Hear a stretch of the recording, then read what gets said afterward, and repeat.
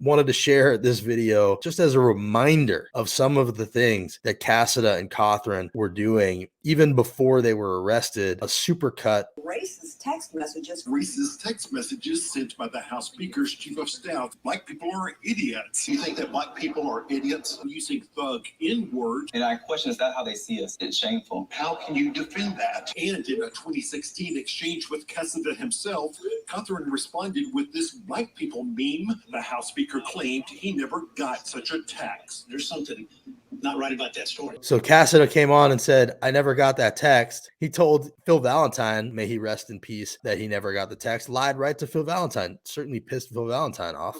Liberal guy living with his mom and dad in their basement created this to frame my chief of staff. Said he was framed and that a liberal in his basement created it to frame him, which we later learned was a lie. I've never in those 10 years seen any kind of racist or bigoted action. Lie. I do not believe those are true. But the day before, Casada had his suspicions about the source of the text messages.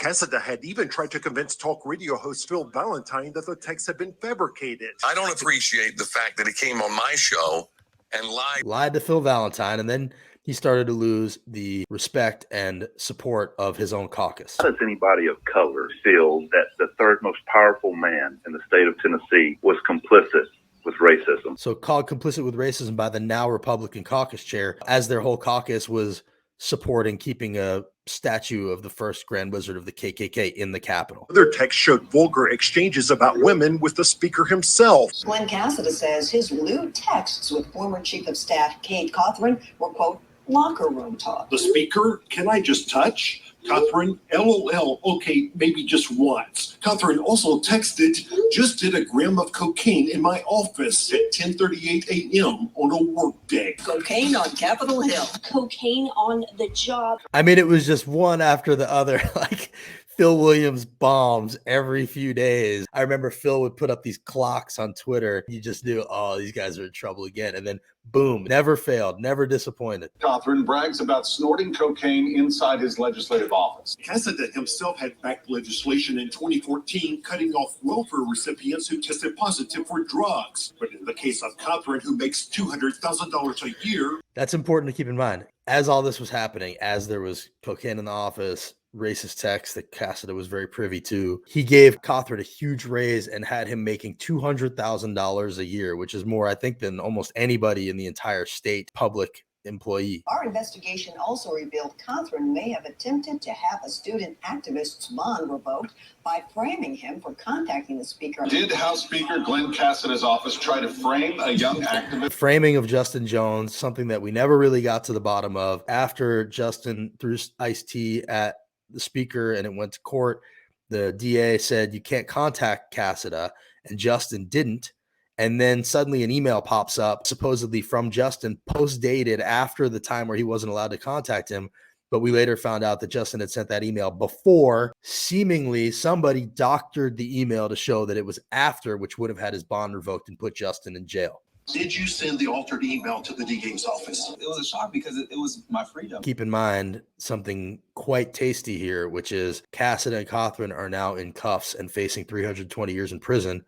Justin Jones is now a state representative. Due to revoke my bond, I would be in jail right now. I know nothing of that. How did that happen? I do not know nothing. I know nothing of that. Nothing. Speaker Casada told us his office did absolutely nothing wrong. Were you trying to frame this young activist? If you want to defend yourself, now's the time. This was an extreme form of retaliation where you're willing to lie to take away somebody's freedom. Jones says that while former House Speaker Beth Harwell routinely met with his group to hear their concerns, Casada has refused. There's an extremism. This is a mean group. You see a sort of drunkenness with power. It's important to keep that in mind. Beth Harwell would meet with Justin and the activists that were pushing to get rid of that statue. Casada dodged them, lied. Eventually, Justin threw that iced tea, which he is not proud of, but it had been boiling up because they had been lying and ducking and refusing to even discuss an issue that was very important. This follows a legislative session in which Casada repeatedly dodged questions about allegations that a member of his own party had sexually assaulted 3 teenage girls. Let's not forget this. One of the reasons that we started the Holler in 2019 was at the very root of so much of what was going on at that time, which is Representative David Byrd apologized on tape to one of 3 women who accused him of sexual abuse when he was their coach in high school, their basketball coach. After that came out, after the apology was released, Speaker Casada still appointed Byrd chair of an education subcommittee of all things. A huge slap in the face and horrifying. He's my representative. I went to a town hall to talk to him about it, ended up recording a 5-minute video that ended up on CNN. And it was really the beginning of the holler as these women putting pressure on Casada to answer for doing this and for Byrd to resign. We started following them around in 2019. And that was really sort of the beginning of the holler. And, you know, really the beginning of the end for Casada, because it was just such a horrific decision. Even Marsha Blackburn was grossed out by this guy. He's now not running again, finally. Even right now, as we sit here, still a representative, was not forced to resign, no investigation, a stain on the Tennessee Republican Party to this day.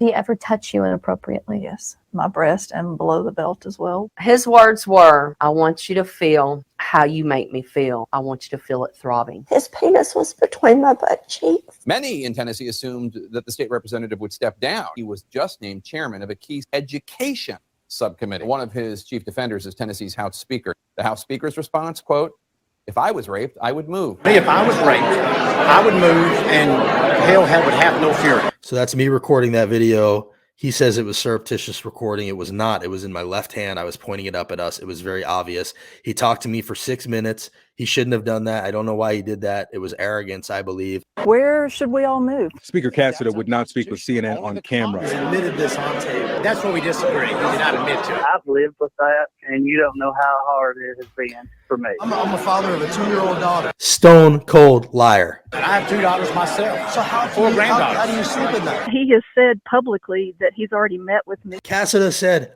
he met with the survivors, the victims, with Christy Rice, and talked to them. He had not met with them. He never met with them. Just lying. The guy, like, this gives you, I'm telling you this because I think it's important to have a sense of how easily this man lies, how arrogant he was. Easy it is to believe that he would have done things like creating a fake company, funneling money, laundering money, all this stuff. Have you listened to the victims? They came into my office and spoke. He knows that's not true. They came into my office. He says they came into my office and spoke. They had not done that. Who lies about talking to sex abuse victims? Like, let that in for a second. I know it's not true. He ran ads basically calling us liars. I don't think they're lying. He ran ads calling them liars in support of David Byrd. They came out and said this happened. She released this audio of him 10 minutes long saying how sorry he is, prays about it, never stops thinking about it, obviously talking about this. Even after that came out, Casada ran ads in their district calling them liars, saying that it's the liberals and the Democrats making this up to hurt David Byrd. And he ended up getting reelected significantly, calling them liars, supporting them, got this guy back in office. Instead of disassociating with this guy, as even Marsha Blackburn did, Casada supported him, got him reelected, and appointed him to an education subcommittee. So to me, for anybody who's even close to thinking about having empathy, sympathy for Casada, that is unforgivable. You're believing something is not true. And he went to the sides of my breast, underneath my arms. That's something I'm still asking forgiveness for.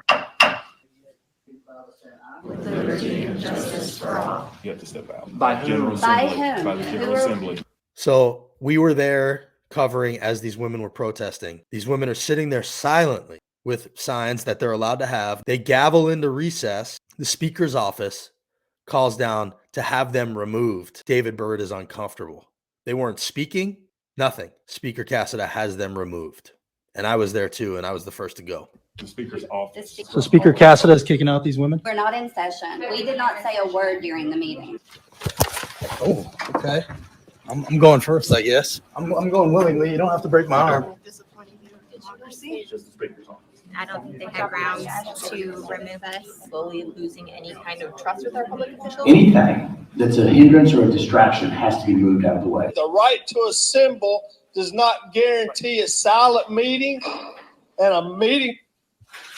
Cutting Rep Mitchell's mic, who you just saw, cutting mics was a big thing that Speaker Casada did quite often when people were saying things that he didn't like. I wanted to continue that announcement. The member is correct. The Supreme Court has said that Unfinished business. Shoving match involving House Speaker Glen Casada. Democrats tried to walk out. Democrats tried to walk out at one point to not give them quorum, enough people to conduct business. He tried to lock them in. Why are they allowed out? The lawlessness and the culture of arrogance that we've seen demonstrated throughout this session. House Speaker Glen Casada kept the vote open for 40 minutes. Now, this is the voucher vote that we talked about, where they didn't have the votes to pass their public money for private school vouchers.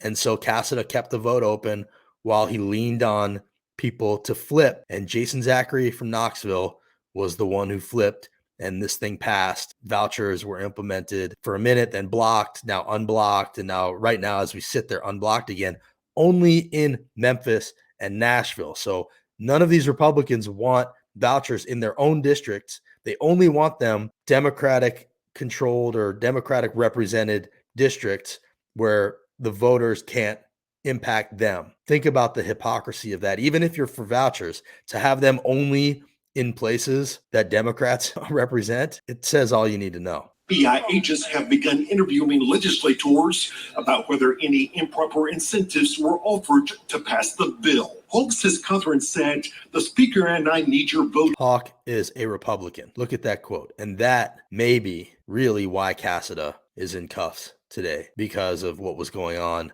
that day. And all of the other stuff may be linked to that. The voucher bill. What do you want? Representative Bob Ramsey from Maryville said the suggestion was that this could favorably affect revenue expectations.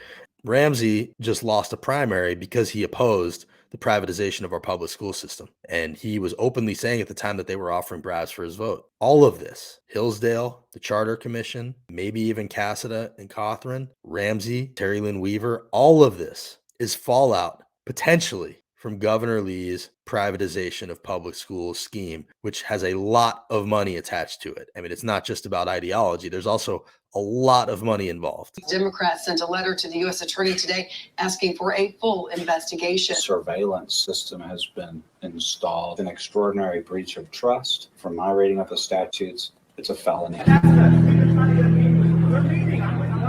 Speaker Casada, did you ask him to step down because he voted against vouchers, sir? Why are you protecting David Byrd? What does David Byrd know on you, Speaker Casada? I'm a role-changing woman and survivor. I'm appointing Glen Casada. Can I show his face here today? We come, God, praying that our brothers here who guard this door know that we come in a spirit of nonviolence. But what is violent is racism. What is violent are these policies that deny healthcare and voting rights. What is violent is that statue that commemorates white supremacy and hatred and intolerance. That is violence, oh God.